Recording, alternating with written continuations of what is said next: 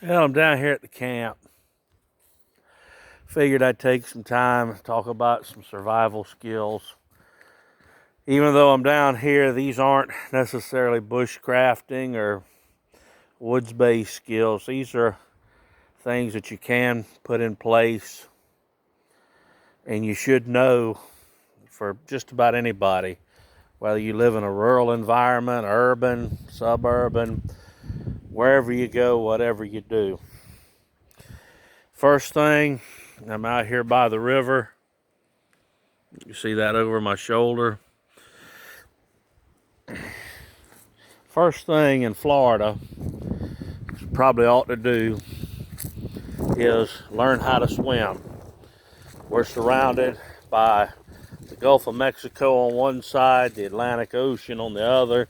We're surrounded on three sides by water, a bunch of lakes and rivers all in there. You know how to swim, know how to keep yourself afloat in an emergency. This includes wearing a life vest when you're in a boat. And a lot of the newer life vests are very comfortable to wear. My personal favorite one not only is lightweight and comfortable, it'll keep 300 pounds of me afloat for an extended period of time. And it's also got pockets on it, so I can put together a waterproof survival kit if I need to.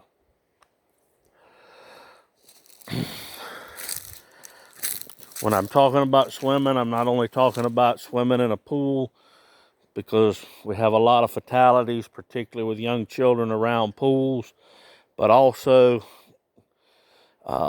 swimming against a riptide, an undercurrent, or the current of a river or a moving body of water. This takes us to our second area. Learn CPR and take a first aid class. Okay? Help's only minutes away when seconds count. Learn CPR, learn the Heimlich maneuver, learn rescue breathing, learn basic first aid. The third thing, learn to operate a fire extinguisher. Remember the acronym PASS. Pull the pin. Okay? Fire extinguishers have that silver pin. Pull it. Aim. Point it in the direction of the fire.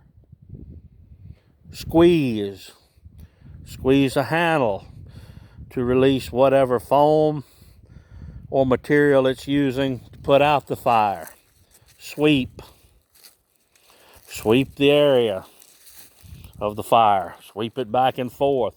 Make sure it's out.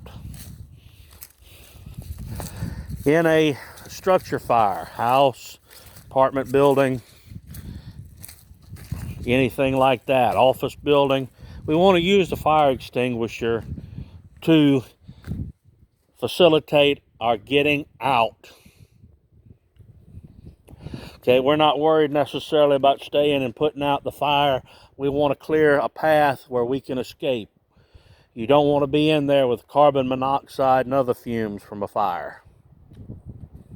If we're outside, different story. Again, we want to avoid the fumes, carbon monoxide.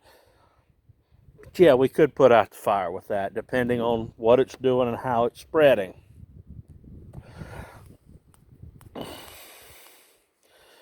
Third thing, carry cash, particularly when you're traveling. I like to keep about $200 rolled up with me for emergency use. Why did I select that amount? Okay, most of the time I'm by myself. $200, I can generally get a motel room, get a meal if it's unplanned, fill up my truck with gas. Okay, so that facilitates a lot of emergencies if I get hung out somewhere and have to stop for the night, or if I run into something unexpected. just a couple of things that probably could help you out in a tight spot. These really don't require you to change your lifestyle. They don't require you to carry anything special. You know, it's all up in your brain, what you learn, and what you're able to deal with. Later on.